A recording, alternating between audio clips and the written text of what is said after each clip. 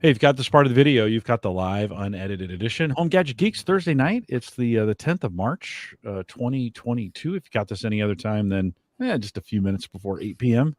in the Central Time Zone, you've got the recorded version.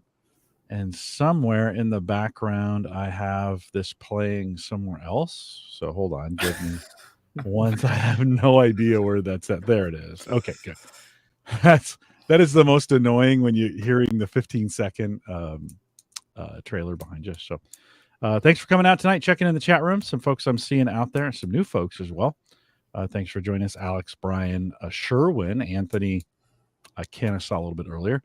Thanks for coming out. I'm assuming those guys are coming over from you guys. So Ryan and Bob, thanks for bringing some of your listeners over here. Home Gadget Geeks, you can, just like when you listen to ThinkComputers, you can just drop that in the chat, and we'll talk about that in real time as we go. So thanks for coming out. Bob, Ryan, thanks for coming out tonight. I appreciate it. Yeah, for sure. Absolutely.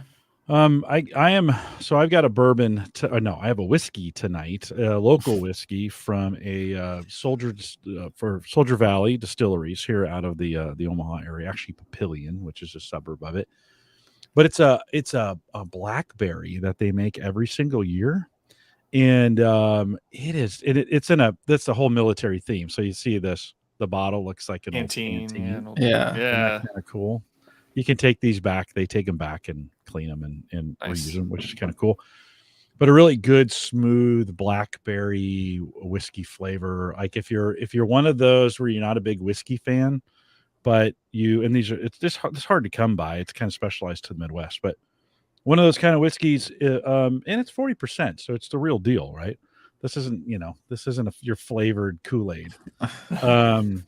But if one of those, a lot of folks I'm finding, some of the harsher whiskeys, they're kind of like, and this one will sneak up on you. You'll be sipping it and you're like, oh, this is pretty good. And the next thing you know, you're like, Get up this is pretty good. Yeah. Right. So Nice. Soldier Valley Distilleries here, Patriarch Distilleries is actually the name of the place, Soldier Valley, they call it. Blackberry whiskey. Bob, what's the standard drink for you tonight? My typical no alcohol, just my Monster, which is what is this called? This is the Zero Ultra, which is zero sugar, 0 calorie, but I'm sure there's probably things that are worse than sugar in here. But it's the only one I drink, so that's all right. It's all right. It's what works for you. Is it sweet? Is it? Yeah, it's sweet. It's kind of hard to explain the flavor, but it's like I can't drink any other energy drink for the most part besides this. So. Doesn't keep you awake drinking it this late in the evening? Yeah, it will. But I'm probably gonna play some games later or something. Oh, nice. So, nice. Yeah. Okay. Good. Ryan, how about you? What do you got? Just your standard Blue Moon tonight. Nice. Yeah. It's a good one. I don't drink a lot of beer anymore, but like when I have to or want to, like Blue Moon's usually that or like Shock Top. Those are the two I typically go to. Yeah. Nothing fancy, but still enjoy it. Blue Moon's a good one, and it's the good news is, they were acquired a while ago by one of the big box breweries, and they didn't change it for the most part. Thankfully. Yep. Yeah. It's been good. That's kind of our go-to. We keep, because I got the kids, I've got these 4 boys that come over from time to time, and they're always raiding my beer fridge, right? So I keep some standard wheats. We got Blue Moon and some shandies in the summer. I always keep a handful of Guinness because I've got my middle loves Guinness. So I always keep a handful of Guinness in there. And then we try to alternate. I try to find like some ambers or some, this year I got into Dunkel. Have you ever had a Dunkel beer before? I'm sure I have. I always just go back to the same thing.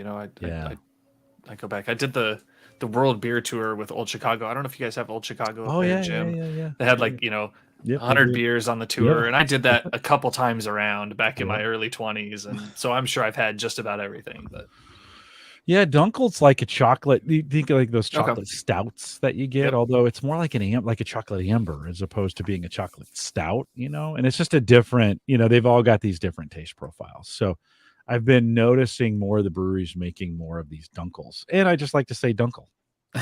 Yeah. Right. So it's been one of the local breweries made their own dunkel this year, and so I've kind of getting into those. So it's been a good. I mean, I think it's been a good beer year. We've had some really good beers come through in some of our local places. Bob, since you've moved to California, the mead scene in Southern California. You told me about that before. Yeah, Have you haven't done it? I'm still, I mainly drinking Coronas and Modelos, and on the liquor side, a lot of tequila. So yeah, that's good. That's a good call. Yeah. The first two are a little questionable. That's like Yeah. Wieger territory. That Yeah, I mean that's just, I'm probably like I'm more of I do like wheat beers, but I'm more of like the lighter type beer. I don't drink a whole lot of beer anyways, more liquor, so more of like the lighter type of alcohol, I'd say. Yeah, no, right on. Well, I think you'd like mead. You need I need to write this down, because last time you had told me and then I never wrote it down. I think it's called Lost Cause. Let's look this Meadery, MEAD. Let's just look that up really quick. Make sure. Yeah, Lost Cause. They're down in San Diego, so it's going to be a little trek for you. My son right. You're how close are you to San Diego? He's in San Diego. I'm in San Diego. I'm in southern. Yeah. I'm southern San Diego. Okay. If you're on the other side if you're on the south side of Pendleton. So I'm looking it up right now. Yeah, Lost Cause Meadery. Lost Cause is 23 minutes away from me. Dude, that is some of. I mean, we've had their mead shipped to us, and every time the kids are in the area or for whatever reason, they got to bring some back. So, I think you'd like it. Delicious. They've got all kinds of different flavors. I just think it's that maybe is a little more your style. Okay. Be careful. It's not the cheapest stuff in the world, and it's on the high end of the wine alcohol content side of things. So it's that you're drinking it. With wine, at least the dryness slows you down a little bit. With mead, you're like, this is like good. I'll have to check that out. For sure. They're my Marine son who was there at Pendleton for a lot of years. That's his favorite place. We have a lot of bottles, empty bottles from Lost Cause around the house. Nice. I'll have to check it out. Yeah, give it you can go and get flights, and they got all kinds of stuff, right? You can give it a try. And they have all kinds of cool events too that slowed down a little bit during the pandemic, but I'm sure they're starting to come back now. And go and do stuff. Go in and do stuff. So, well, hey, if you're joining us, if you're coming out and join us, we'll get started here in just a second. Good to see all you guys out in the chat room. We'll take anything you put in chat tonight. So if you got some questions and you want to throw that in, we're going to cover some reviews, but we're also going to cover some industry stuff. So if you want to throw your comments or questions in the chat, I appreciate it. So by the end, this whiskey is pretty strong. So by the end, I may not be conscious. It's very possible. So you guys, if I disappear, either I have carbon monoxide poisoning or I've drank too much whiskey. Either one of those is distinctly possible. Just close the door on the way out. We'll close our tabs, but yours will stay live and running. People just watch you lay in there. Like, what's he doing there? We get a hold of Wieger. Have him get a hold of Jim's wife. Check on it. Oh, Wieger. That's so true. That's so true. All right, let's get this thing kicked off, guys. Thanks for coming out tonight. It's always good to hang out with you guys and talk some tech. All right, here we go. This is the Average Guy Network, and you have found Home Gadget Geeks, show number 526, recorded on March 10th, 2022. Here on Home Gadget Geeks, we cover all the favorite tech gadgets that find their way into your home. News, reviews, product updates, and conversation, all for the average tech guy. I'm your host, Jim Collison, broadcasting live from the AverageGuy.tv studios. And Ryan, Wieger's not here, so you can commiserate with me on this. The weirdest weather couple weeks, right? Can't determine if it's going to be warm or cold. You're getting some snow. You okay down there in Kansas? Yeah, we're not too far from you guys up in Nebraska, but kind of in between you and I. Got all the snow last night. It's kind of snowing out right now, but you're absolutely right. The weather is just up and down. Air conditioner in the car one day, and then heated seats and the heat cranked the next, and it's just a mess. Well, the good news is it snows, and Bob, you know this because you live in the northern climate. In March, if it snows, it's usually gone in a couple days. It's not like it's Yes. going to be right hanging around. Bob, you're down in Southern Cal. You're not even thinking about snow, right? I don't even know what snow is anymore. That's got to be Yeah. pretty nice. You had moved the last time we chatted with you, but Yeah. how is Southern California? Are you okay? Like we're hearing horror stories coming out of there. It's It's yeah, I mean things are more expensive, but yeah, no snow, no I see just like you guys had snow like back home in Pittsburgh, they had like a whole snowstorm and they're having another snowstorm this weekend, and I'm just like, yeah, this, sunny and 70 here, can't complain. So it's pretty great. You will get to some point maybe where you're like, oh, I miss the seasons, because it's just always the same season. Yeah, it's always nice. And I grew up in San Jose. I know nice. Like, yeah. Although I was a kid, I didn't know. I thought the whole world was that way. Like, you grow up in the Bay Area and you're thinking like, man, it's just nice all the time. A little bit warmer south where you are, but well, I'm glad you're enjoying it. I'm glad you're okay and things are going well in Southern California. A couple reminders for everyone kind of listening. Don't forget, we'll premiere this again on Saturday. So this coming Saturday, noon Central, if you want to watch it on YouTube and a premiere, I'll have a couple folks there, including you, if you're listening and you want to join us noon. Go to the averageguy.tv/YouTube, and you can join us and chat along with the video as we premiere it. So if you want to do that, we've been getting 5 or 6 to show up on Saturdays. So if you want to show up Saturdays to get that done, you can do it as well. Another reminder, we dumped Podomatic. They were my very first podcast host provider. Still had a few subscribed out there. They tried to charge me even though I canceled my credit card.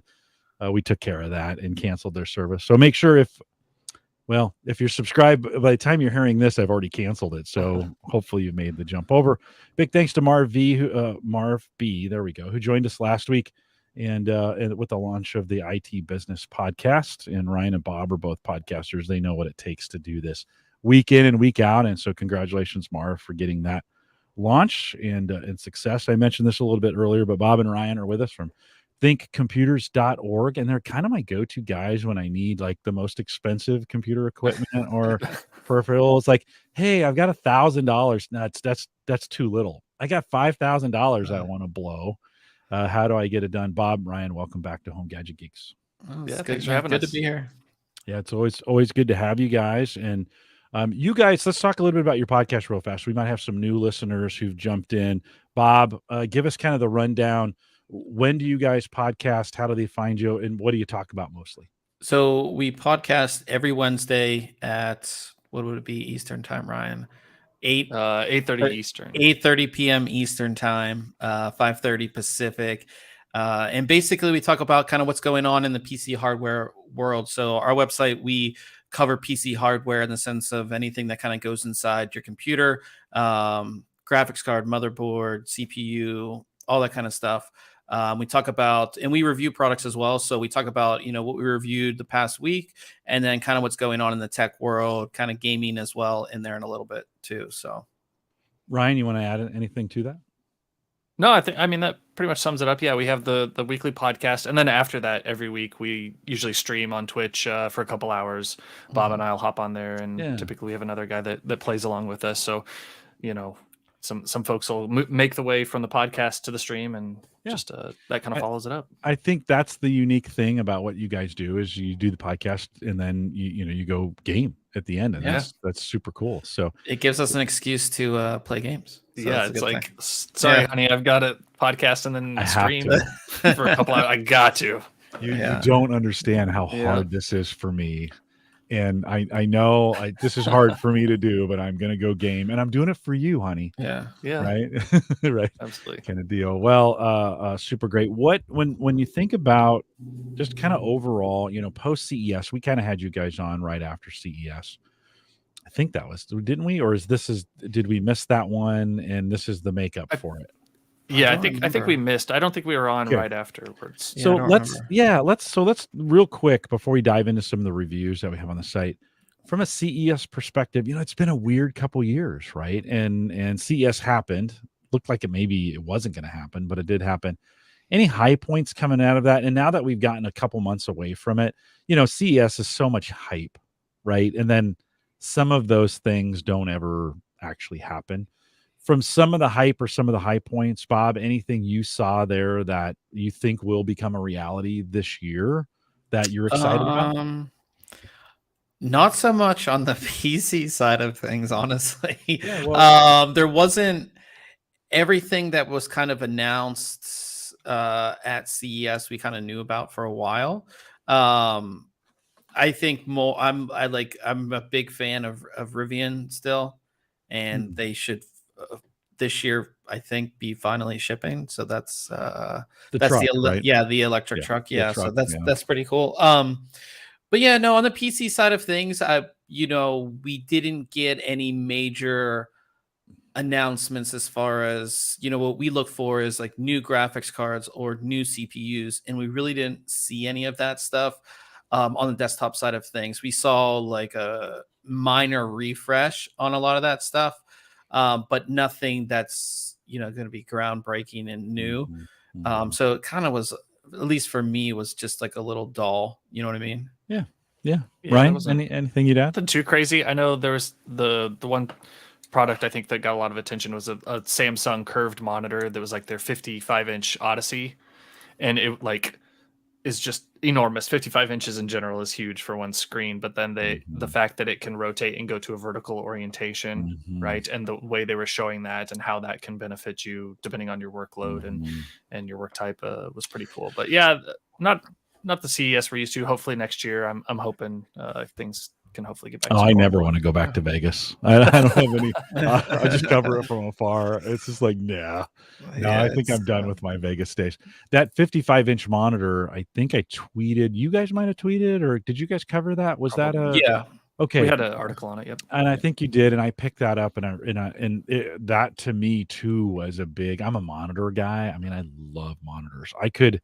If I could have whatever I wanted, I would have just a full wall all the way around me of monitors, right? I don't know why I'm so hooked on screen real estate. But that 55-inch was amazing. And then they showed it in the portrait mode. That was even more amazing, right? I was just like, wow. And two of those side by side in portrait, that would be pretty great. Like, yeah. I'd love that. I'd love to have that setup. So, well, you guys have been spending a little bit of time, and let me bring this up. I'll share this on screen for folks that are just on audio. We'll try to make sure we talk a little bit about this. But Ryan, you recently looked at a Lenovo ThinkPad, and Bob, you got a review we're going to look at here in a second. But Ryan, this is the most recent one as we think about what's coming out on the laptop side of things. Anything, if I'm in the space to buy a laptop now. What's crazy is like we bought, I shouldn't say this, but we kind of bought equipment going into the pandemic, right? Pandemic happened. Oh crap, I'm going home. There was a huge surge in PC sales and laptop sales. Yep. You couldn't find a laptop for a while. I imagine that market's still maybe even a little tight. I don't know. Maybe is it? Okay. Yeah, definitely. Well, and so that's 2 years ago. And we're thinking about, for some folks, they're like, well, I bought in a hurry and now I kind of need, now maybe I want to buy what I want. Talk a little bit about, this ThinkPad line from Lenovo, of course, is their staple. The staple line, especially in the enterprise. Any thoughts on the review that you did there? Yeah, so this is definitely like a workhorse of a laptop for sure. The one that Bob reviewed more recently, or towards the beginning of the year, is a lot more portable. So we're kind of talking about a spectrum of availability and types of hardware that you can get your hands on in this day and age. This laptop has an 8-core, 16-thread processor in it, tons of memory, a terabyte of Gen 4 PCIe storage, right? So like super fast storage, a 3080 graphics card with 16 gigabytes of video memory, a full-size, well, I say full-size keyboard, but the full keyboard with numpad, tons of Thunderbolt ports, your HDMI, plenty Type-C, Type-A connections. It's just a desktop workstation replacement for you. It's definitely not your on-the-go road warrior as far as light, and you're not going to want to travel with this thing all the time on the plane and taking it in and out of hotel rooms and from meeting to meeting. But when you need to be getting real work done that's either graphically intensive or just requires a lot of compute, this is like definitely a model to check out, and you can configure it in all sorts of customized options on the Lenovo site as well. You know, we say that, you know, it's heavy, and as I travel with laptops, I really never weight is never an issue for me. It's the size, right? It's you sit, because I'm always playing coach, unfortunately, and you get in that coach seat, and I mean, anything besides a tablet is basically not going to work, right? In fact, I've even taken my phone and put it on a, you know, I've put my phone, I've got a Microsoft keyboard. In fact, it's sitting right here. I've got one of these Microsoft keyboards that it's got a lid here. Let me see if I can grab it. So I got one of the Microsoft keyboards. It's got a cover on it. You pull that off, Bluetooth keyboard. This you can use, you know, you can fold as a stand. I put that on the tray, put my phone on it, and use the phone kind of it. But so it's a little tiny keyboard and it's a little tiny phone, and it's still barely enough room on that tray. You know, you're just like, oh my God, this is nuts. So it's just a size perspective. I don't know. And you know, Bob will ask you this question too. When I'm traveling, whether that thing is super light or heavy, it's sitting in a backpack that I'm going to carry. And when I get to my, you know, when I get to my destination, I'd rather have the power than not have it. But Bob, any thoughts on that? Yeah, I mean, for most people, I think you can find a thin and light that's very powerful. The laptop that I reviewed was, you know, I actually went back to Pittsburgh on a trip with it, and that's all I brought. And you know, most people these days, unless you're doing, I mean, you're not gaming, obviously, but if you're, unless you're doing like 3D modeling or game design or really intense video editing, you know, like just like the ThinkPad X1 Carbon Gen 9, like, I mean, it's incredibly light, incredibly thin, and incredibly powerful. You know what I mean? And I think for most people, the big change that we saw a few years ago was moving from a normal hard drive, or even from like a normal SATA-based SSD to PCI Express storage, which means your boot times are so much faster. Your application loading time is incredibly faster. And that has nothing to obviously to do with the processors, but even the processors now, you know, that's a thin and light. I can edit 4K video on it, no problem. You know, I think for most people, 90% of people, you know, business tasks, word processing, Excel, PowerPoint, all of those things can be done on a thin and light, you know, no problem. I think in the case of the one that Ryan reviewed, that's really for somebody who is replacing a desktop. Obviously, with the discrete graphics card, you can do some gaming, but on top of that, you can use that discrete graphics card, you know, for like 3D modeling or something where you really need that type of class of graphics card. But I think the processors, they're all optimized for all of these applications as well. So Adobe applications or any type of serious applications, all of new Intel processors, I know they're all optimized for that. So I would definitely choose a thin and light over, especially when I'm traveling, over something big.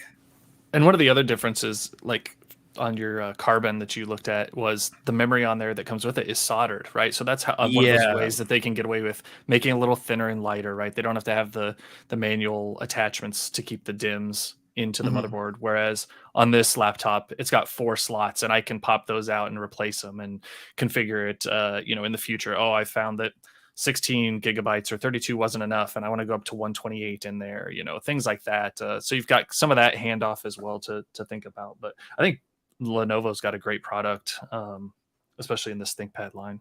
I don't want to have to send it back. I've got a ThinkPad from work. One of the things that drives me crazy, I think it's Core i5. When it's on battery, it degrades the video, right? And I really like let me, and there's no way to overwrite it. At least I should be able to. You should be able to in Windows. You have to go into advanced settings and advanced power settings, and then it's in there. There you can literally change what each, like what the CPU does, what everything does. You should be able to. I don't know if they have it locked down. But they might. I wouldn't think we would lock those kinds of settings down. So I have to look The crazy thing is it's only been off battery maybe 3 times in the 2 Yeah. years. Like, I got it right before, literally I drew it right before we March 17th, 2020, which is, the day everybody was sent home. And it's been plugged in here, or even when I go into work, I plug it in. The traveling, since traveling stopped, it just hasn't been on battery from time to time. And I need to figure this out, because my routine is to go into the office, sit in the atrium, and work for the first hour with coffee in the atrium, just on my laptop with no, just in. It's a great way to start the day, right? Sunlight, and people are kind of moving around. But I did that this morning, and I was like, oh, that's right. The resolution is terrible. I need to go Yeah. in, so I'll have to dig that. I'll have to dig in, and get it fixed. Bob, you looked at the ThinkPad X1 Carbon.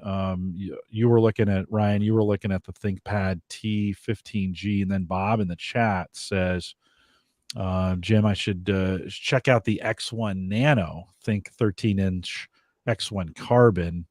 So the X1 Carbon, but a little bit smaller. So Bob, have you had a chance to look at even the Nano version? No, I haven't, not yet. Okay. But I think, like I said, like Ryan said, Lenovo does a really good job with the ThinkPad line.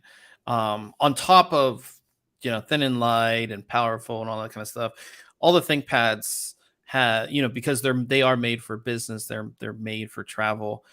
They have all these other things in there that protect your data, that protect it, security features, all that kind of stuff. But yeah, they have a bunch. Yeah, pretty rigorous testing on them. Yeah.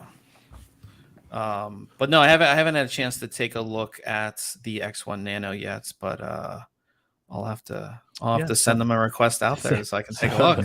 If you like the smaller ones, I just Ryan, I lean towards the more power. I'd carry the extra weight to get the bigger screen or the better resolution on the screen. That's just my preference. Now, I'm not even a hardcore coder or a gamer. I just like bigger screens. I mean, I used to carry around a 17-inch monitor for a 17-inch screen on a laptop, these big, gigantic, heavy ones. But that's just my preference. Bob, in the space, though, you guys have been reviewing laptops for a long time. I mean, have the options never been better than they are now? Or and then how much is the supply chain affecting what you guys are seeing from what's coming out? I know sometimes now, if you order a laptop, it may be 2 or 3 or 4 months before you even get it. What are you guys seeing, Bob? Yeah, as far as options, I mean, like I said, one of the biggest upgrades you could do on any PC is upgrading your storage from a normal spinning hard drive to a SATA-based SSD, and then from a SATA-based SSD to PCI Express. You're basically 5 times the speed of your hard drive. So you're getting all of those options. All the newer laptops have like Gen 4 storage, which is about on the low end, about 5,000 megabytes per second or 5 gigabytes per second transfer speed. So, I mean, your laptop's going to power up in 3 to 4 seconds, which is really good. And all of the new, both on Intel and AMD side, all of the new processors, they're very well designed for mobile, longer battery life. So, I mean, you can have, I think that X1 Carbon was like 11 hour. I mean, it's, that any domestic flight, you're good to go, no matter what you're doing for the most part. So you have all of that as well. And as far as supply chain, I mean, there is still supply chain issues, but it's not as bad as, say, even 6 months ago. But the options are definitely limited. You actually see a lot of companies, Lenovo included, where you would see, say like that X1 Carbon, you would see like 12 SKUs for it, with different processor options. Now you see 4 or 5 because they can only get certain parts, or, so it is a little bit limited, but I think it's a lot better than what it was. And prices are so good too right now. Really? Yeah, I mean, I think you can get a really, really good laptop that's going to last you like 4 or 5, 6 years. I mean, like a long time for like $1,200 to $1,500, and that's on like a high end. Like I said, that X1 Carbon's a high end laptop, and I think it started at like $1,300 or something like that. Yeah, so priced out. This one was just under 2,900. Yeah. And when you say that's everything, that's all the bells and whistles. Yeah. Yeah. Well, at least they haven't. I mean, you could, with everything from a pricing perspective and a supply chain perspective, they could be charging a lot more, you would think. And so good to hear that maybe, kind of in that space, it's staying stable from a processing, from a CPU perspective. Of course, we, for a lot of years, Core i3, Core i5, Core i7, and we're seeing some i9s out there. Are those making their way into the laptop space? Is there a mobile version of that? I haven't followed that very, very, very closely, but, or are we staying on the laptop side? Are we still staying in the Core i7 space? You do see Core i9s. They're mainly, for the most part, you'll see them in you'll see them in a laptop like Ryan got, which is made to be a desktop replacement, and you'll see it in gaming laptops because sadly a lot of applications, normal everyday applications, don't take advantage of all the cores and threads that are in the, like an i9. So mostly gaming laptops and sort of like desktop replacement CAD sort of type laptops, but it's only, again, it's, company, say like Asus will have like 1 or 2 laptops that will have an i9. That's about it. You're not going to see a ton of them out there. Yeah, this T15G has 8 SKUs across the i9 and Xeon processors. So, yeah, you can run the gamut all the way up there. Is there, from a desktop perspective, and of course, as we think about the whole GPU shortage, and are we kind of past that now? Has that settled down? Can you buy a GPU? Can you buy a separate graphics card these days, or is that still hard to find? Ryan, do you want to take that, or do you want me to? Yeah, I mean, there's still difficulty for sure. We have been seeing prices dropping for probably a month, maybe a little more than that. I haven't checked recently locally. I'll keep an eye on Best Buy every now and then, or Micro Center. I know Micro Center's been pretty good with getting cards out to folks, and the way that they distribute there. One of the other vendors, EVGA, has done a really good job getting cards to folks at MSRP. But it's still not just easy as walking into your big box store or checking out Newegg or Amazon or somewhere and getting a card right away. No, there's still issues, and you're definitely typically not paying MSRP. If I want a gaming rig today, do I just buy a pre-built system that's got something built into it? Because apparently the builders, the system builders, are getting those where the public isn't. In some cases, Ryan, you've reviewed a gaming laptop, let's call it that, desktop replacement. Sure. Is what I've heard you guys say. If I'm in that space today and I want something gaming, should I just go the route of buying something already built? Right now, it does make sense. And as much as it may pain me to say, oh, buy one that's pre-built and not putting it together, right? Because we love that process of picking out every component and putting it together ourselves. But yeah, if it's something where you've got that money burning a hole in your pocket and you've just got to have it now, right? That is a good way to get one. And a lot of times, we have a guy in our chat that comes and listens to the podcast a lot, and he bought a pre-built and was able to sell off some of the components and make money out of the deal, right? Because he kept the GPU, but didn't need the rest of the components. And right now, yeah, you could be at the under the grasp of the vendors and the supply chain of, well, I got all the components except for my CPU or my GPU. And now you're just sitting on these components and either running them in a subpar configuration with an old graphics card you may have had from a previous generation, or it's just sitting there in a pile of boxes until you can get that last component that you need. And then, maybe by the time you can get something, the next generation is out, and that's a bad feeling. So yeah, I think pre-builts are definitely a good option at this point. To do it. Bob, you want to add anything to that? I think the biggest thing with pre-builts is that there's usually, you're out buying a graphics card, you're going to pay well over MSRP, whereas in a pre-built, most of the time, depending on the vendor, but I mean, going to Best Buy or something like that, CyberPower, you're not going to get something that's way over MSRP. You know what I mean? That's why a lot of people are buying pre-builts and then pulling the cards out and then selling them, like, just, but I think, yeah, pre-built's kind of like the way to go right now. If you need something right now, or you're buying for somebody for like a birthday or graduation or whatever it may be, that they need it at this specific time, I think the best way to go is just to get a pre-built, because it's just, one, you don't have to build it, and two, you're going to get it in time for whatever you may need it for.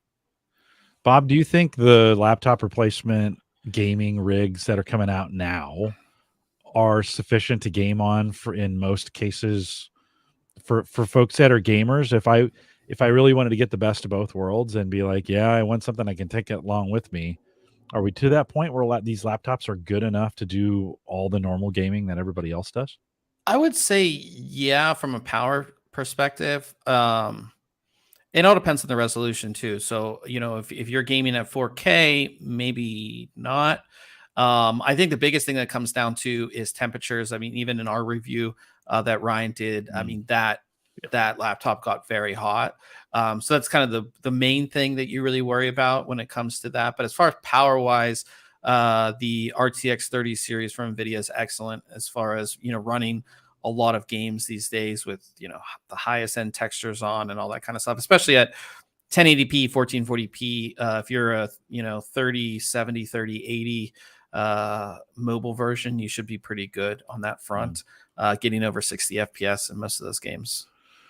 It's kind of that, or a gaming, an Xbox or a, PS5, right? And those have those gotten any easier to find? Are you guys either following either one of those? Seem like for a while they were impossible to find. I don't follow them.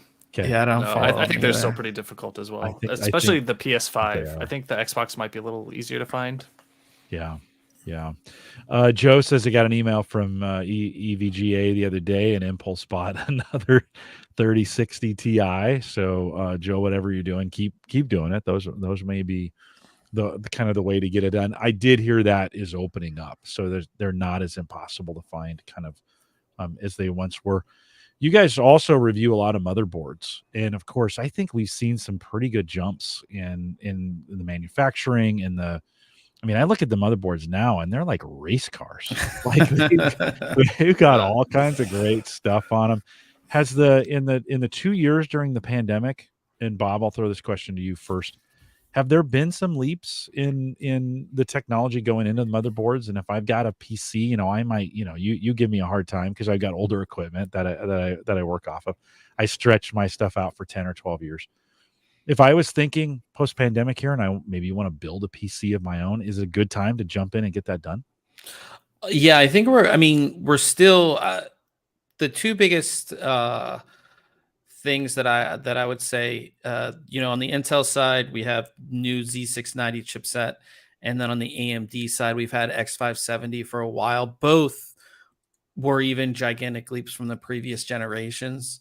And I think the past 4 or 5 years have been a great time to build a new PC, just because of the, so much advancement. Every new generation, we're getting so much more, on new motherboards, kind of what you're showing here.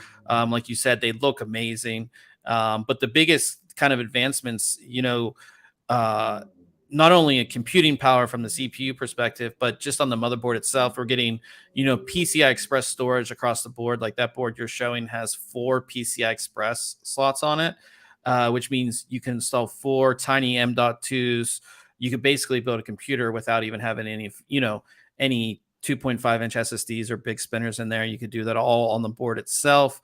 And then, Wi-Fi. We're getting Wi-Fi 6E on a lot of these boards, which is incredibly fast. You don't need to plug in anymore, even though most of us still plug in. You're getting that on the motherboards too. So there's so many great advancements. The boards look great. They have lights on them. Like you said, they look like race cars. On the back there, we have USB 3.2 Gen 2x2 on the back, which is incredibly fast. That would be about 2,000 megabytes per second on an external drive. Or a portable drive. So that's just excellent there as well. By default on this, you're getting 2.5 gig LAN if you did want to plug in. So again, super fast stuff there. So yeah, I mean, this is crazy. Like look how many ports are on the back of this thing. Yeah, how many You do we know? count, Ryan? 13? 12, yeah, it was 13. Yeah. Yeah, 13 on the back of there. And that's the biggest thing is we have so many gadgets, right? We have our webcam here, we have our microphone, keyboard, mouse, lights, all this kind of stuff. You need all those extra USB connections on the back. Yeah. What's MSRP on something like this, Bob? It all On this depends. I think laptop? this board, this is the Gigabyte Z690 Aorus Ultra. I believe it's $329 for that for this board. But I mean, motherboards are like it's just like anything. I mean, you can go from the low end to the suit. You can spend up to close to $1,000 on a motherboard too, but that's the crazy, insane high end that nobody needs. Yeah. But on like Z690 side, I would say the average is around like $300. And then the X570 side, which is the AMD side, it's a little bit less expensive now because it's a little older, but it's still, right around what would you say, right? Like $200 for an average X570 board. For an average, yeah, 250 maybe. Yeah, 250. So, which is not, that hasn't changed. I mean, over the last 10 years, the lower boards were 150, the medium, the middle ones were 300, the high ends were, and I think what the difference is, we didn't used to have $600 or $700 or $800 motherboards, right? It was, 3, 4, 5, maybe 5 for the most expensive. That upper end has kind of come in. So maybe you've got more expensive options now where before. I think even on some basic boards, you're getting some really good, for under 200, you can get a board that's got enough for the average guy, right? Yeah. Oh yeah. And I think the speeds is the biggest thing, like you said, Gen 4 storage, USB 3.2, Wi-Fi 6E, you're getting all of that, at that price point. And on Z690 by default, the chipset has 2.5 gig LAN. You'll see 2.5 gig LAN default on most X570 boards too. So lots of, you're just getting, everything is just becoming faster, which is obviously good for us when it comes to loading times or latency as far as, gaming or like what we're doing here, streaming, you don't have any lag issues. Yeah. When we're getting DDR5, DDR5 as well, is going to become more and more prevalent, both on the Intel and AMD side. Is that not a thing yet? Are we still, it seems like that's been hanging out there for a while. Is that not mainstream or is that mainstream now? It's I wouldn't call it so mainstream. Much, yeah. Okay. Availability of the chips and sticks is still, I think, pretty tough to get. Intel has some boards out that support it. There's nothing from AMD yet that supports DDR5, but next generation, we'll see that. We'll have parity there. I guess I saw that in GPUs, right? GDR5's been a GPU standard for a while, and I guess I assumed that had made its way into the PC space, but maybe we've got maybe there's some delay. If I'm buying a board, so that Bob, that board we just looked at, is that DDR5 or is that DDR4? Yeah, that's DDR5. So Intel was the first the first chipset, which was Z690. That's the first one first mainstream consumer based product to support DDR5 memory. So what they did, though, because of the scarcity of DDR5, is you'll see a lot of Z690 chipset motherboards. They'll either be a DDR5 version or a DDR4 version. So with that, with a certain motherboard, you might see two different SKUs, one that supports DDR4 and one that supports DDR5, because again, one, it's a lot more expensive, and two, it's a lot harder to find. And DDR4, what's the speed difference between the two? I mean, is it that much of an advantage to go to DDR5 as opposed to buying a board with DDR4? Not you. So I believe, I don't know how, like the highest rated DDR4, but you can get up there around 4,400 megahertz. But DDR5 starts, I believe, at 4,800. You're going to get up to, as the technology improves and as the platform kind of matures, you'll see 56, 57, all the way up to 6,800 megahertz, a lot faster. Okay. Now, how does that translate into say getting more FPS in games? We haven't seen a whole lot of testing on it. I haven't tested that specifically just yet because I literally just got some DDR5 not that long ago. But I think you have to wait for the platform to mature a lot to see it. Because with DDR5, the biggest thing is that your timings have gone up significantly. So yeah, it's just like anything, you got to take time to, for it to mature. So if I was putting a system together myself right now, and maybe I'll ask this question of you, Bob, both you and you too, Ryan. If I'm putting a system together right now and I want to keep it fairly reasonable, I'm okay staying DDR4 as the price point there, still pretty reasonable. If I'm going to stretch it, I could go to DDR5, but that may not give me that much lift. That's not what I'm looking for. I don't know, Bob, any thoughts on that? Would you just say, hey, DDR4 is okay for now, build the system with that'll get you the next 6 years, 5-6 years, maybe? I don't know, Bob, what do you think? Yeah, for sure. And especially like if you're building like an AMD Ryzen system, it only supports DDR4 anyways. Gotcha. If you're doing Intel, I mean, depending on the price difference that you'll find, it'd probably be like $100-$150 difference going, looking at a DDR4 kit versus a DDR5 kit. And we always say, Ryan and I always say, that $150 could go towards something, like a better, going from a 3060 to a 3070 or going from a 2.5 inch SATA SSD to PCI Express SSD. So there's a lot of other things that could be upgraded that would make a much bigger difference, I would say. Ryan, any thoughts? Nope, I agree. DDR4, there's nothing. Nobody's going to point fingers at you and laugh because you bought DDR4 in 2022. So even if I bought it, you guys would be okay with that? We'd be all right. Yeah. And if you were trying to determine between DDR4 and 5, right, you may be able to get that next up capacity, go from a 32 gig kit to a 64 as opposed to only being able to get maybe a 32 in the DDR5 realm. So maybe get a little more longevity out of it, or if you needed that extra memory, you could go that route. I've been doing a lot of VM stuff in there, and it's nice to have you always want that memory. 64. Oh yeah. And that is from a value perspective, I'd rather go a gen back but get more than be on the cutting edge and have less. Just for me, that's just kind of how I think about it. Ken says he picked up a 5700G and the ASRock B55 or 550, which is AMD, right, on that side. Yes. 64 gig RAM, DDR4 on a Black Friday deal. Any thoughts? I'll throw this back to you, Bob. Any thoughts on the B55? The B550 Type G is one of the best B550 boards out there.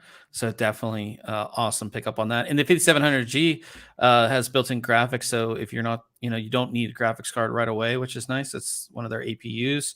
And 64 gigabytes of 3600 memory. 3600 memory is kind of the sweet spot too when it comes to AMD. So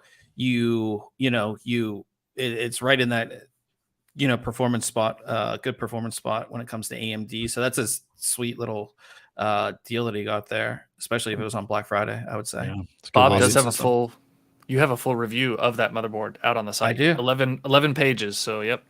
Yeah. You want more info about it, you've already got it. But I believe in the review, great. I did say it was the best B550 board out there currently. So, definitely. You can check there it out you go, Ken. That's a good. Yeah. And is that maybe a sweet spot right now as we think about on the AMD side of things where that's been out a while, right? I should be able that technology. It's not like that stuff is lightning or is a bleeding edge technology new. I could probably pick up some good deals if I'm watching for some of the, and maybe even a post CES deal where maybe some new stuff is coming out and they're trying to get rid of the old stuff. Yeah, the next generation of Ryzen processors is expected to come out towards the end of this year. So a lot of that stuff will be going, and it has been going down in price anyways. Like when he got it Black Friday, there were some amazing AMD deals, and the processors are very well priced, I would say, right now too. Unless you need the latest of the latest, I think the AMD Ryzen ecosystem is great right now. If I was going to do a budget build, why wouldn't I go that way right now? Right? I mean, is there any disadvantage to me not choosing? I mean, what am I sacrificing by not going Intel at this point? Right? I mean, it'd be a pretty safe build, right? Yeah, I think as far as processors, they're very close together, right? The only thing that you would be missing, say if you went with X570 or B550 on the AMD side versus Intel right now, is you obviously no DDR5 support, no PCI Express 5.0 support, which is not going to make a difference really right now. And that's basically it. Just the X570 and B550 boards are a little bit older, but that's basically it. Yeah, good, nice price point. Anyway, so at this point, I'd be able to get in and get it done. I wouldn't say budget because they're still going to be pretty expensive, depending on what you buy, but maybe not a bad for me and for what I do. Mm-hmm. Kind of basic computing. I run a lot of VMs. I may be doing some crypto, but different than I'm not burning crypto with I'm doing it off hard drives as opposed to burning them off GPUs. So in this case, I just really kind of need basic processing power. I don't need the fastest stuff in the world, but I do need it when I want it. I'm not doing it right. Like, hey, I want to call on that thing. I do want it to go pretty fast when I need it, but I don't need it all the time. Yeah, I think like a Ryzen 5 series processor is great. Was it the 5600X? 5600X, yeah. That's what I was gonna say. Very well priced with B550 motherboard.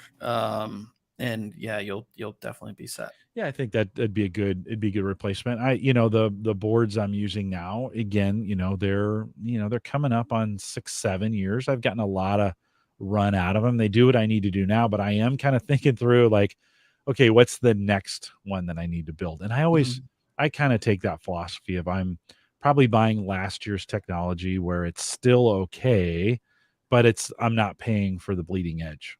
Correct. Of that.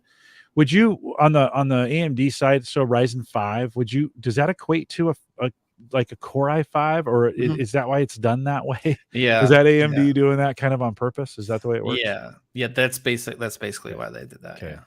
So if I wanted to go that route, I have to maybe start pricing that out and just start thinking through like waiting for maybe some of those deals to come out this spring, watching for a certain set of boards and maybe a chip at a good price, pick up 64 gig of RAM like Ken did. I mean, Ken, it sounds like you got a pretty good deal. Maybe I should check in with you, Ken, and see where you got that and kind of get that done. Any other thoughts as we think about motherboards? You guys do these a lot, and I'm always envious of what you get to do here. But any other thoughts as you think about folks maybe thinking about doing some system builds, or any other thoughts on motherboards?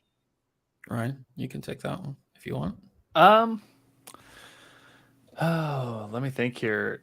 Not in particular. Like Bob said, most boards are going to have at least 1 to 2 of the M.2 slots that support the 4th gen of PCIe, NVMe storage. And that's a big deal now, right? I mean, it's common, which is good.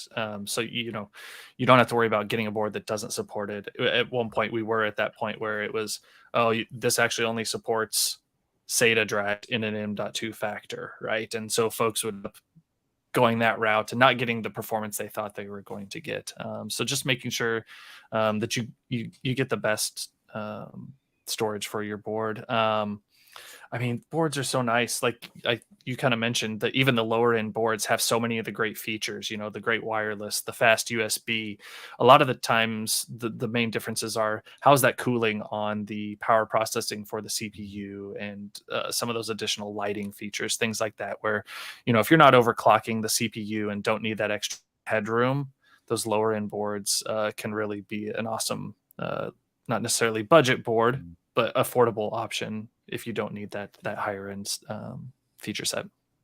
It seemed like that Gen 4 storage last fall, or maybe even last summer, was still kind of questionable. I think remember asking you guys some questions around that, and it's like, well, it sounds like today that's pretty locked in. Like if you're gonna do something, you want to make sure you've got that Gen 4 storage available to you, because it's just going to be so much faster. Is that right? Mm-hmm. Yeah, definitely. With that going forward. So, and then Bob, you mentioned this just a second ago, and I haven't really even thought about this. We're to a point where you don't need additional drive you can put enough onboard storage on there that in from a hard drive standpoint, or from a NVMe, or stick storage, as I like to call it, it's cheap.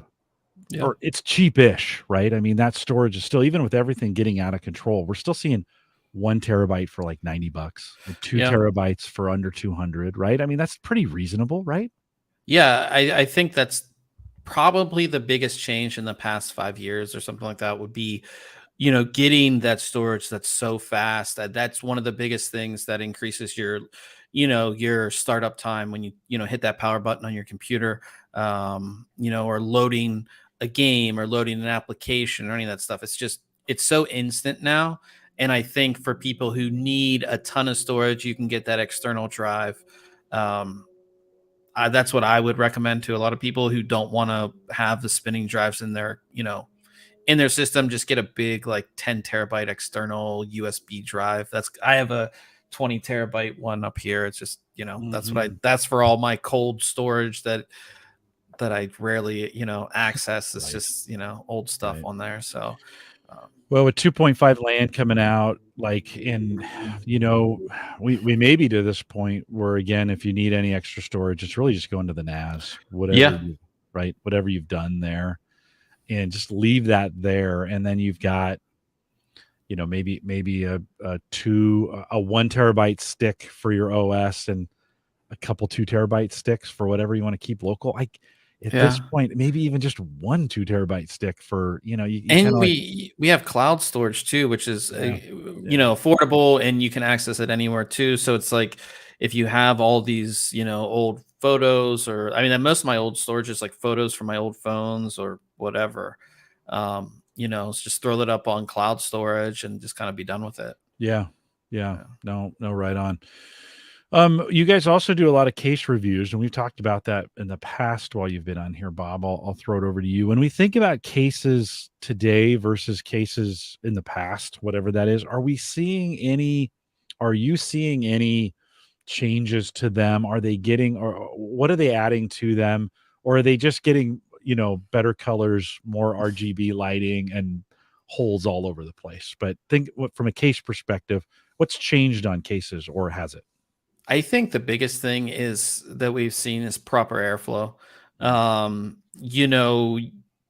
The way the cases are designed, they're even in a case I reviewed lately, even the mesh that goes in the front of the case has been completely redesigned for better airflow. It's not just some typical mesh that you would see in a normal case. It's been completely designed for better airflow. You see better performing fans that are made specifically for cases too, that are not just like an industrial fan that we saw, years ago on cases. They would just throw these loud industrial fans that didn't push a whole lot of air either, or correctly. You see, just like that case, that big open front there, that just all ventilation on the front. So proper airflow into the case, which is really good. I think that's the biggest change we've seen probably over the past like 5 or 6 years, is proper airflow. A couple years ago, we kind of got out of that with all the glass and lights and all that kind of stuff. But I think, especially with, super high-end graphics cards like an RTX 3090, you need good, proper cooling.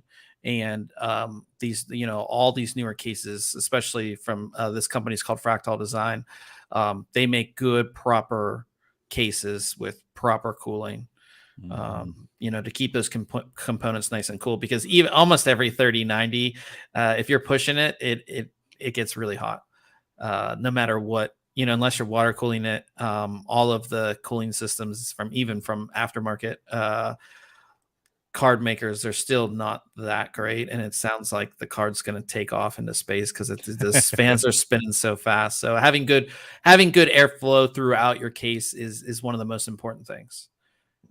So that's kind of the big change that I've seen. Well, obviously there's still a market for this, and I think it's one of those quiet markets where you don't. I mean, cases definitely don't hit mainstream conversation. You're not. It's not office water cooler conversation like, hey, I got this new case, right, kind of thing. Yeah. But the innovation that's happening with cases, I mean, this is something I see as I go out and look at what's up there or what's out there. Seems like they're continuing to innovate. So there must be enough people buying these for that to make sense. But it does seem I like it's a think pretty small market. Yeah, I think the big thing is a lot more people are building their own PCs. We saw that with obviously with the pandemic. Instead of getting a lot of people got allotted a certain amount of money to either buy a laptop, and they wanted to Mhm. build their own PC. And I think the big thing you see too is that all of these companies in the DIY PC, they make it easy to build your own PC too. Where if I think about a case from 5 to 6 years ago, that like here you can see towards the top there's like a thumb screw that you can just like use with your thumb instead of a full screwdriver to take it out. You can see vibration dampening on the hard drive cage there. Like you didn't have that stuff, and everything is made to make it easier to install something in there. All the routing holes you have for all your cables, that stuff never used to be there before. Mhm. This one comes with its own, just like that. That's like their side panel. You can take it off with one finger. There's no extra screws on it. Like it's very simple and easy to do. Mm. All like I said, the innovation really it comes down to, I think, just better airflow and then making it easier for the user to install the components. Mhm. And but I mean, it must be happening. Like the market, if this wasn't happening, the market they wouldn't be doing this, right? It just wouldn't Yeah. even be there. And yet, the case market has it gotten? You guys review a lot of cases. How are we seeing more manufacturers, less manufacturers, or kind of the same amount in the space there? Has it consolidated down a little bit, or is it still, we've got 5 or 6 or 10 manufacturers out there making these things? Yeah, I'd Right. say you have probably like, 6 to 8 core manufacturers of cases that Yeah. we've had for the long run.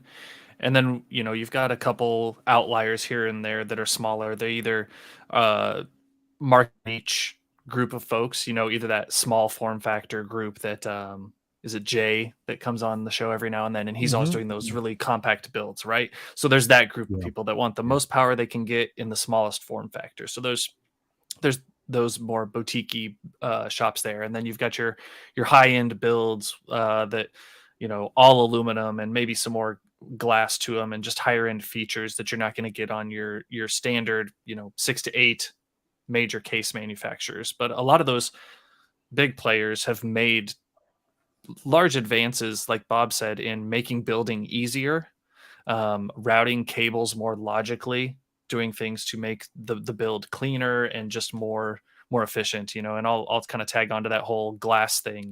We all kind of got caught by the tempered glass bug, and me especially. I loved a tempered glass on all the sides, and it looks great, but man, does it kill airflow. And we've kind of we're making that turn in the right direction to get better airflow. The case you had up there, that Fractal case, has the huge either 180 or 200 millimeter fans in the front, and the back of it is pretty much transparent because it's all just perforated to let air flow out the back. Yeah. That case is really awesome. Yeah.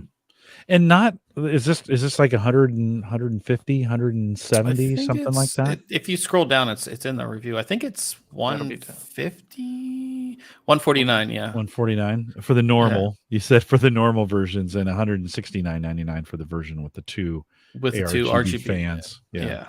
Yeah. You give it a 9 out of 10. So that's I mean, a case again. I mean, we were buying cases 10, 15 years ago, and they were $100 for the good ones, right? Yeah. And to go 10 years and there's still 100, it's 150. And you kind of go, actually, with inflation, these cases may be cheaper than they were 10 or 12 years ago. I think and they're way better. There's a lot of competition too. I mean, like Ryan said, there are some major players, but I mean, there are companies that just have that case that everybody wants. And there's just a lot of competition on price, and then there's some companies that just have just like your ordinary everyday case. And a lot of times those are like 70 to 80 bucks, that don't really offer a ton of features. I got the Cooler Master LAN case, the big square one that was super popular. And And like, I love that thing. It's big, open, got a lot of room. It's got a lot of airflow. You can do a lot of things with it.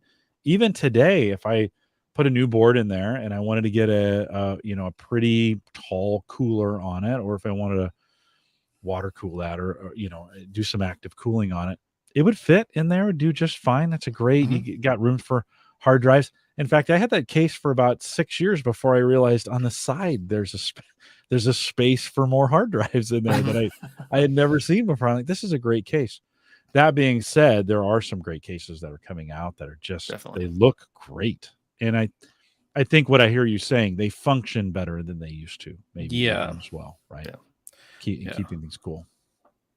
Any other thoughts on cases, guys? Anything that you're seeing in the industry, Bob? Anything you're seeing in the industry, Ryan, that is something we should watch for? Anything new out there? Not so much new.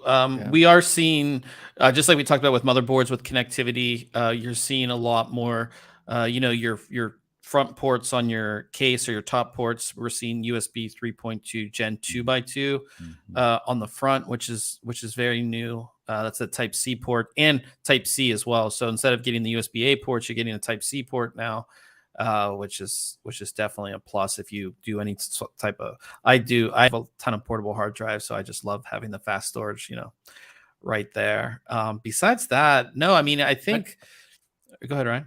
I'd say and this is just one brand to pick out, but Corsair with their integrated controllers on their cases, they have their cases that come with a fan controller and a lighting controller that puts you right into that Corsair ecosystem with their IQ software. So that's kind of one way they get you on the case or maybe the cooler, and hey, you buy this pair of things, and guess what? You can control them all from one panel in Windows, and that makes things really nice. And they're not the only one that provides these integrated controllers, but I think they're probably the best at it right now, and their ecosystem is the most robust. So you dedicate yourself to one of those ecosystems, and you can really do some awesome customization and synchronization of all those components right there. Yeah. Joe says, remember back in the day when we crammed all those Pentium 4s into a crappy case with 1 or 2 80mm exhaust fans, and they were hotter than the surface of the sun? And that's all true. I mean, those boxes. And those 80mm fans sounded like they were shooting off into space too. Yeah, you were lucky if you got a 92mm in a case. And you're like, oh, this is really high end.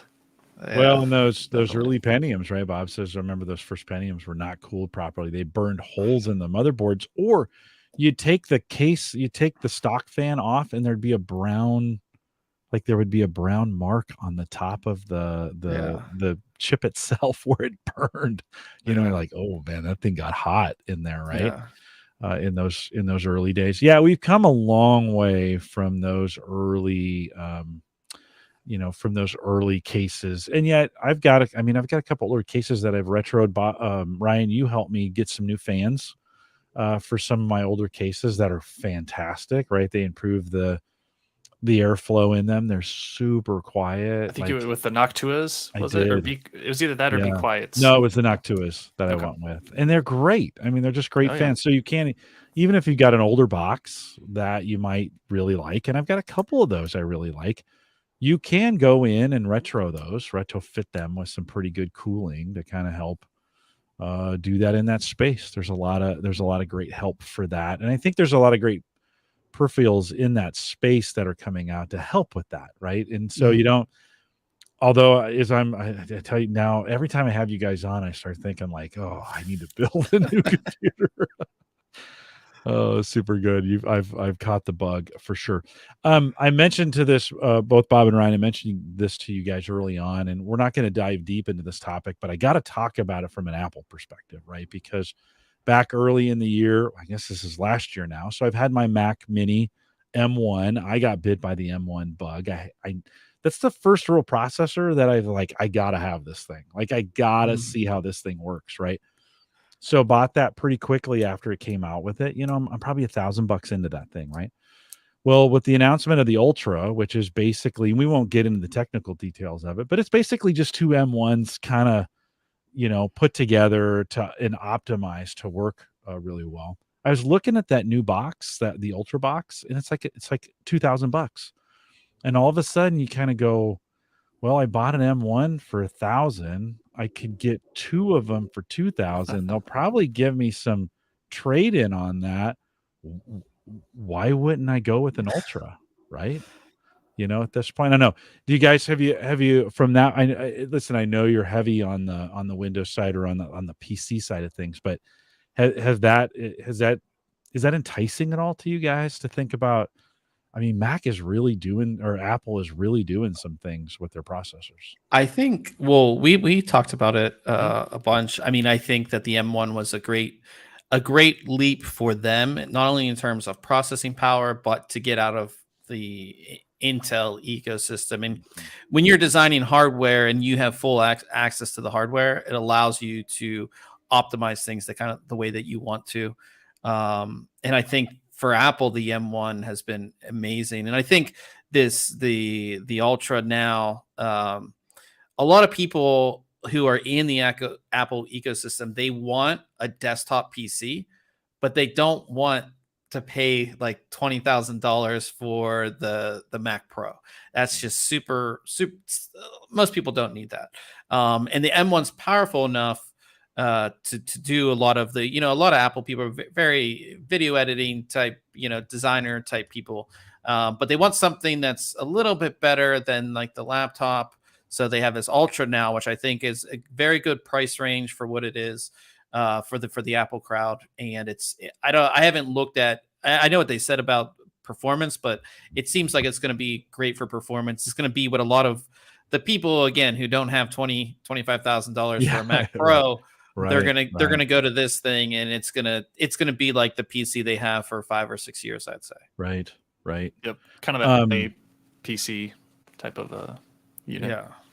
Yeah. Well, I certainly, I mean, when I bought the M1, I was kind of thinking I'll probably get, 2 or 3 years out of this, fully intending to trade it in on something else. Let's just be really clear about that. Gen 1.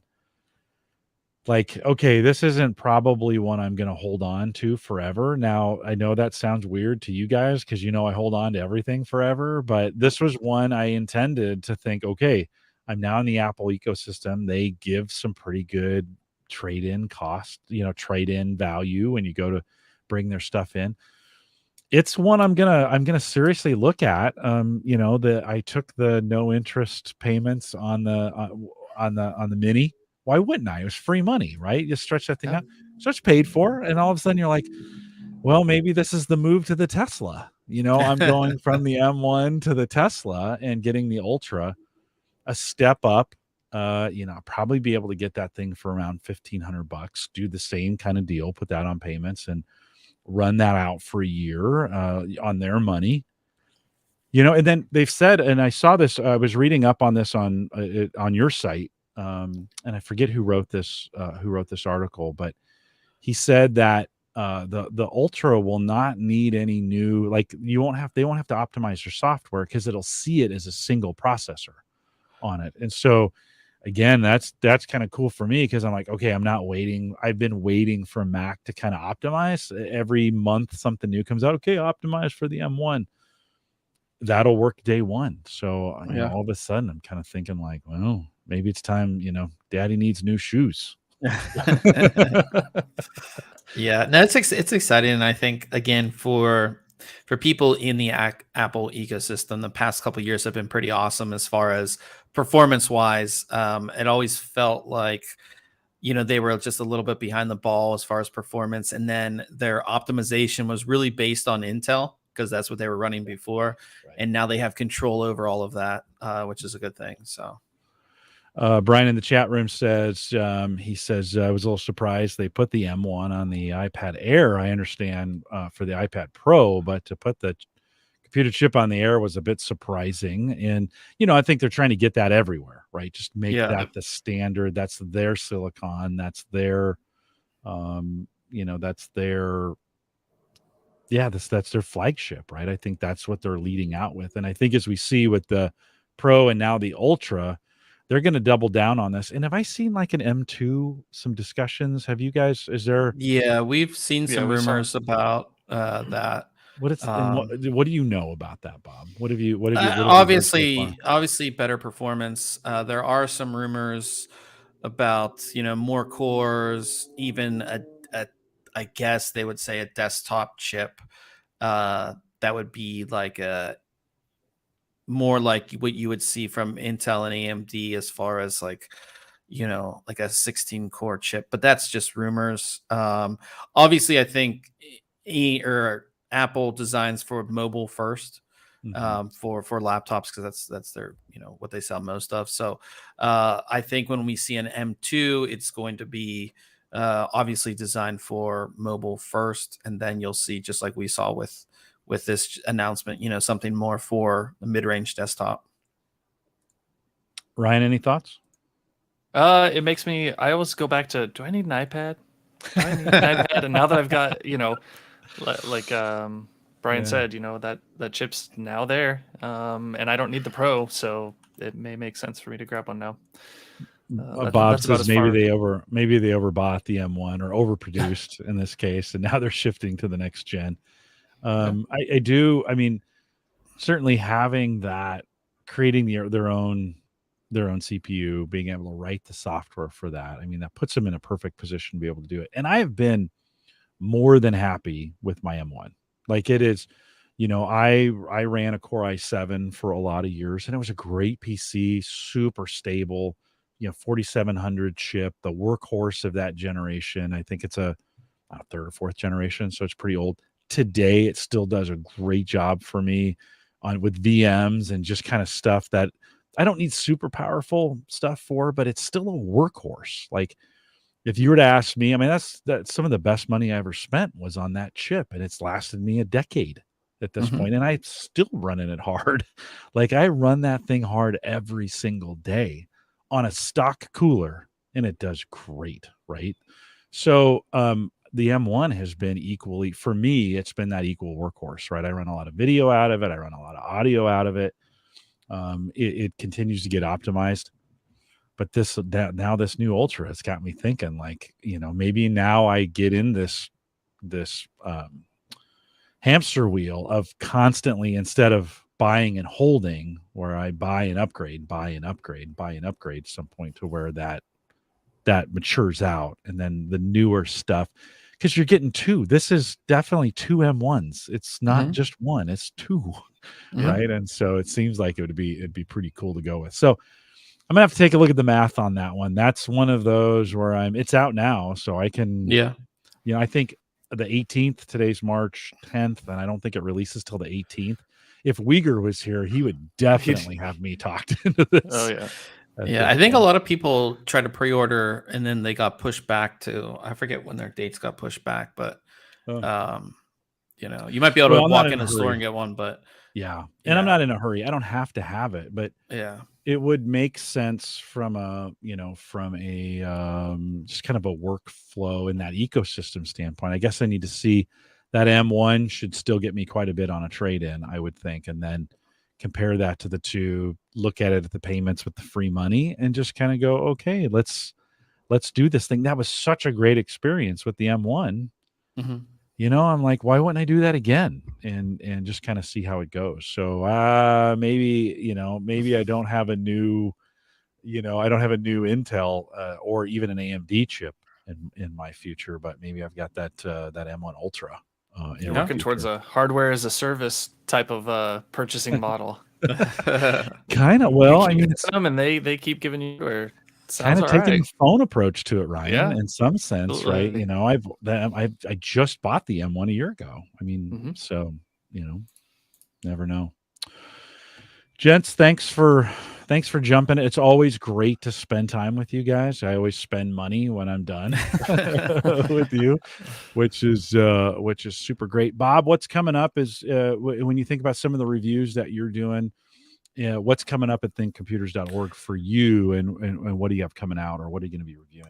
A lot of new Intel stuff. So we have a bunch of Z690 motherboards, DDR5, like Ryan said. We just got a couple new kits in of that, so kind of really excited to dive into all of that. Motherboards are like probably my favorite thing to review, so I have a lot of that stuff coming up.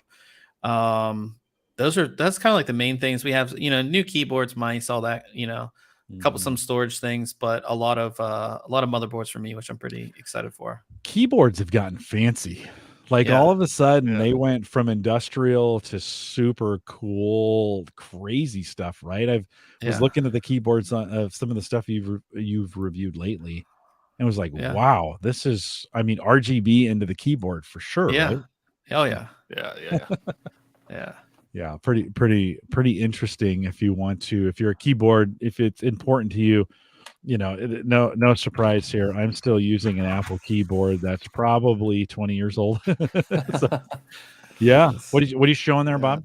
This is the IQNX. What is this? The I80 Explorer. 80, it's the I80 Explorer. It's designed to be like kind of futuristic, RGB backlit, mechanical keys. It's probably one of my favorite keyboards. Nice. Mechanical or mechanical key switches, and you can swap out the switches too. So if I want to get a different type of switch that feels different, sounds different, I can actually take the physical switches out of this and get a whole new set of switches for this. That seems like a lot of work.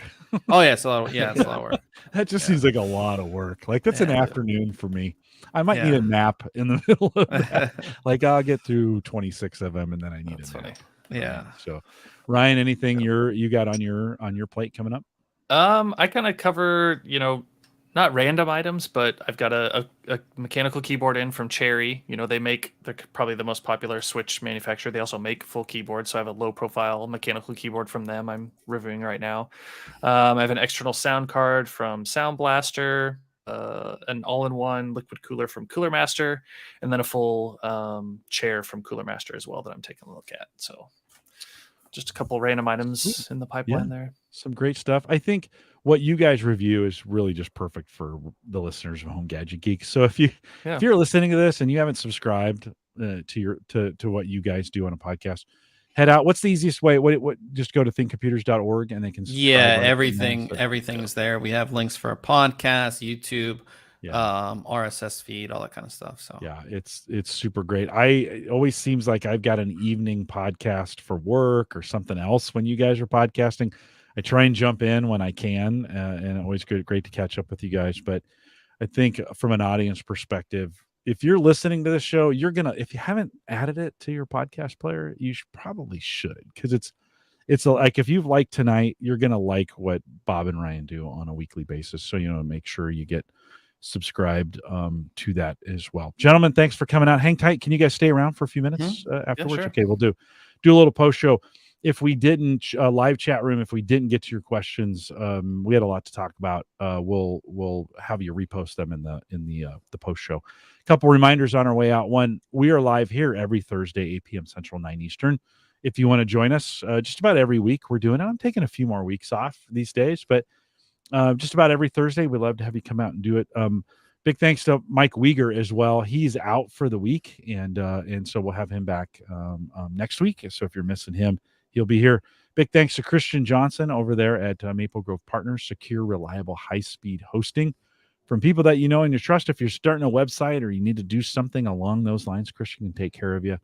MapleGrovePartners.com. We'll get you there. We'll get you there as well. Plans start as little as $10. And then take it to our Discord group. If you go to theaverageguy.tv/Discord, a great way, lots of conversation.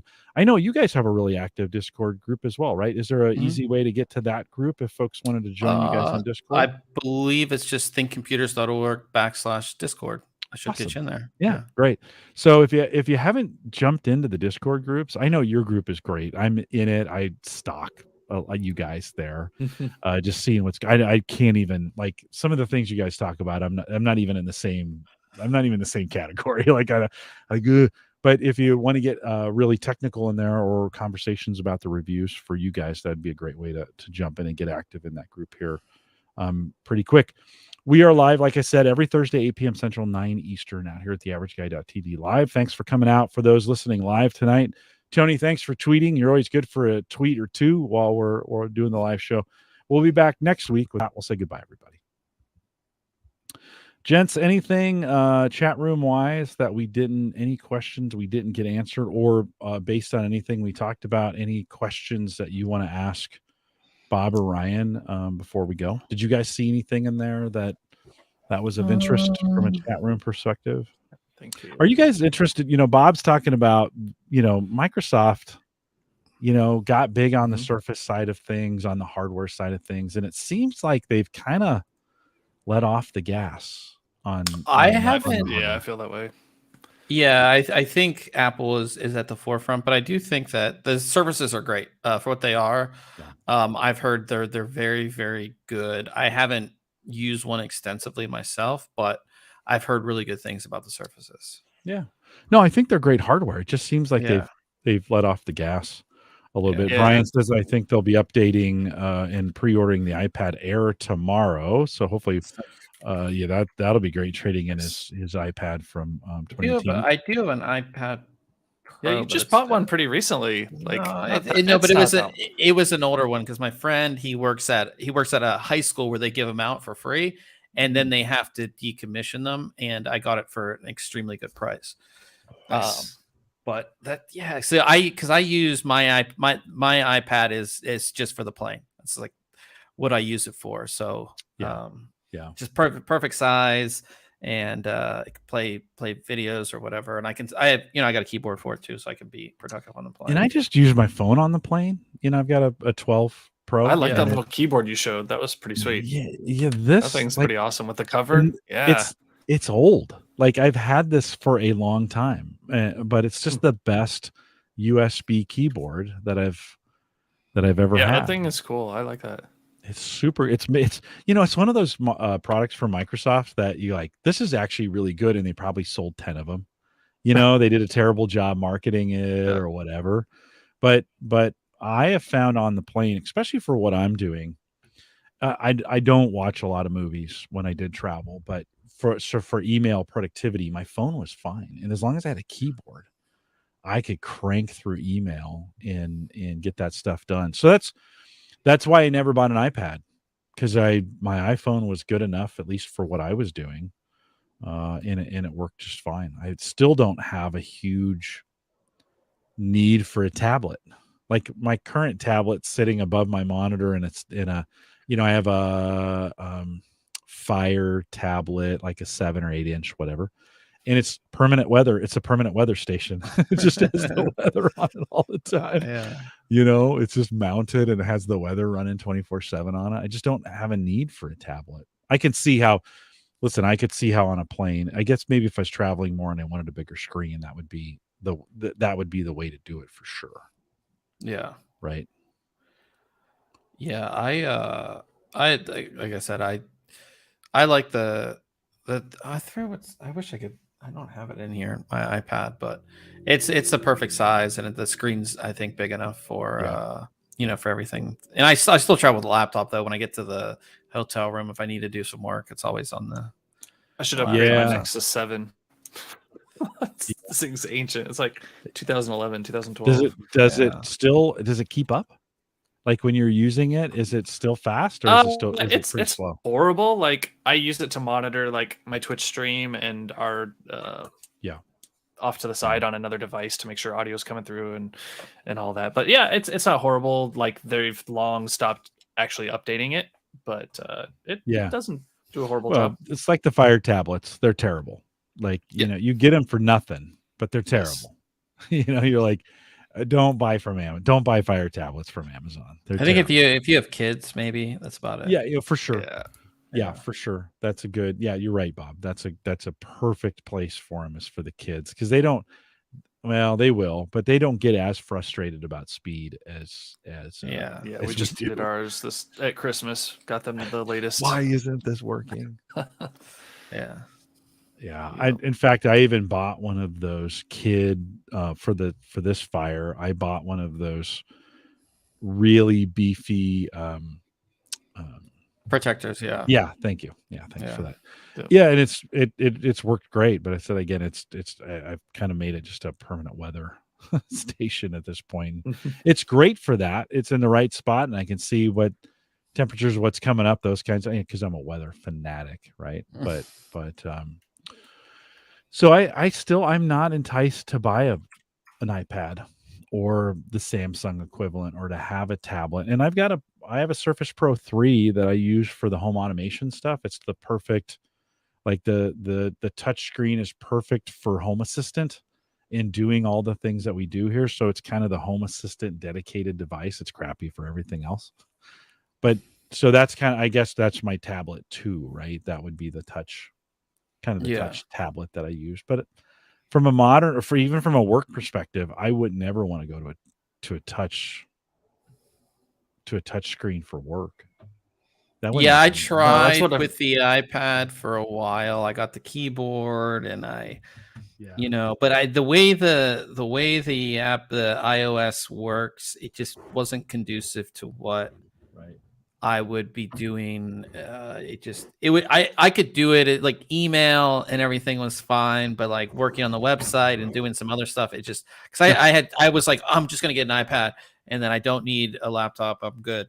And you can do it, but it's just they just rather have that ThinkPad would have been just much better.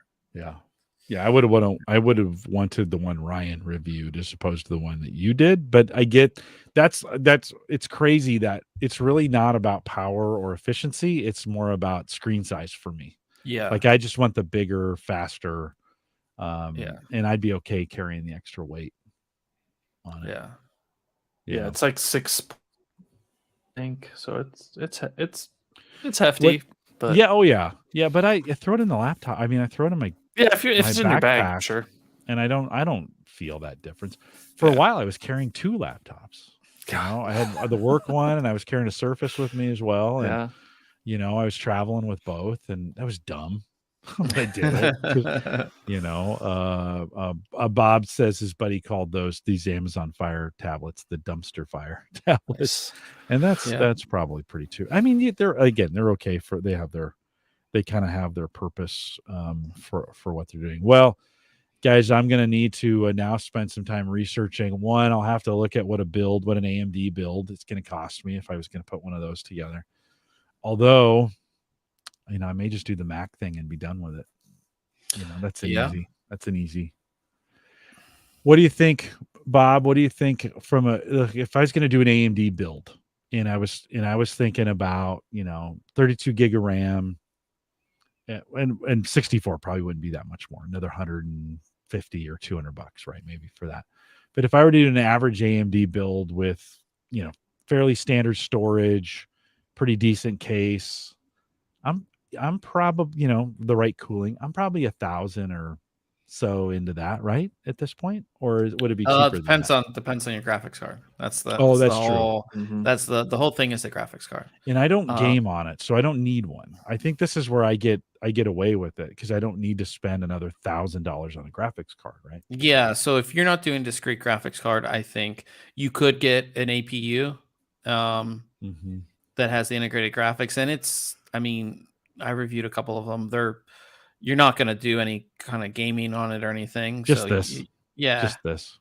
Yeah. So you should be pretty fine overall on that. You think it's $1,000 to put a system together like that? An AM, like a Ryzen 5 with. You can get that. The 5600G is $200. Yeah, and that's got the integrated graphics, 6 cores, 12 threads. You could go lower than that, but the B550 Tai Chi right now is $255. So you're at 450, and then 64 gigabytes DDR4 3600 would be. You can get Corsair. You don't need any crazy memory. $300 for 64 gigabytes of 3600 memory. That's Corsair Vengeance. I'm thinking you're going to be closer to 12. Yeah, 1200. Yep. Yeah. Your power supply. Yep. In a case, because most of the cases aren't going to come with a power supply. Right. Yeah. If you get a case that does, you don't want that power supply anyways. Usually. Although I do have a write down right here. I do have a spare box. There you go. I have a spare one down there. I guaranteed I would never lose another power supply again by just having one on hand. I've had that thing for like 3 years. I bought it. It was a great deal, and I'm just like, well, I'll have this just in case anything goes bad. Well, Nothing's ever gone bad. Yeah. That's insurance right there. It's pretty great. So $1,000, $1,200, you think? Yeah, probably. Seem pretty reasonable. And Yeah. I'm gonna guess on the Mac, if I go with this Mac Ultra, I'm gonna say 1,500. That's probably about what I bet I bet that Mac Mini will trade in at $400 or $500. And the Mac Studio starts at 2,000. 2,000. Yeah, 2,000. Yeah. And what's the base on that, Bob? While you're looking at it, what's the base configuration? Is it 32 gigabytes memory, 512 storage, and it says 10 core CPU, 24 core GPU, 16 core neural engine. And I'm not running VMs, so 32 gig would be enough. The hard drive, I have a half a gig or half a terabyte on this Mini, and that's fine. I'm able it's to got 10 manage gig. that. Yeah, 10 gig LAN. Yeah, it's pretty great, right? I mean, I have nothing to support that. It'd be the only thing on my network, so that would cause me to have to upgrade everything. Yep, that's kind of where I'm at. I need to make the move to a couple devices that at least support 2.5 gig to take advantage of some. Bob says I use PowerPoint a lot, and the presenter mode is very useful with the touch. And that's another area, right? When we think about the usefulness of some of these touch devices. So he says there's two types of devices I have: those that are touch, and those that have my fingerprints on them. Yeah, that's pretty great. That's pretty great. Mac Studio Ultra version. Well, yeah. I mean, Brian, if you're going with the CPU, the computer, and then you're going with the monitor, because the monitor's $1,500. Well, just the Mac Studio M1 Ultra is $4,000 to start. That doesn't include the monitor. That's expensive. Yeah, it's. Hey, but the studio. 333.25 a month for 12 months. Yeah. 0 APR. What's the payment on that? 333. That's cheaper than my car payment. So they said Brian says they make a Mac Studio M1 chip version for less. They do. Yeah, the M1. I thought I saw. Let me look. What did I see? I saw a version. I saw an Ultra version. Hold on. Yeah, maybe I was looking at the wrong thing. Ultra Studio Display, Mac Studio. One sec here. Yeah, this Mac Studio. So the Mac Studio. So the one that starts. That says from 19. From $2,000, but is that just the M1 or is that the M1 Ultra? That's the M1 Max. That's the M. Okay. Yeah, it's not the Ultra starts at 4,000. Oh, well, then that's a little more than that's a little more than I was thinking, actually. So maybe I will do an AMD. It's a little cheaper. It's a lot cheaper. Yeah. Or you can get a really nice AMD system. Or you can get a 3090 and Yeah, I could get a really nice Intel system for some of that too, right? I mean, for $4,000, right? Pretty nice. Joe says the all precision crafted from a solid piece of aluminum. So, you guys cost me a lot of money when I do this. It's all good. It's all good. Gents, if you're listening live, thanks for coming out tonight. Appreciate you guys doing that, and we will see you guys next week. Let's see who's on the. What do I got lined up next week? Wieger's back. Just Wieger and I. So if you want to come back and jump in, it'd be a good week to do that. Gavin Campbell is the week after that. Then I have an interesting interview coming up with a guy out of San Francisco. They make his name's Cody. They make one of these units that captures moisture out of the air and converts it to clean drinking water. And that's cool. It'll make like 10 liters a day. And it's a Kickstarter. Yeah, that's a lot. I mean, that's a lot of water for the version they're making. They have a Kickstarter version. He reached out to me and I was like, I kind of like that stuff from time to time see what folks are doing. So he'll be coming on. He'll be coming on the podcast here at the end of the month. So some great stuff coming forward. If you're listening live, thanks for coming out. You guys hang tight for me 1 second. We'll see you guys next week with Wieger back. Take care.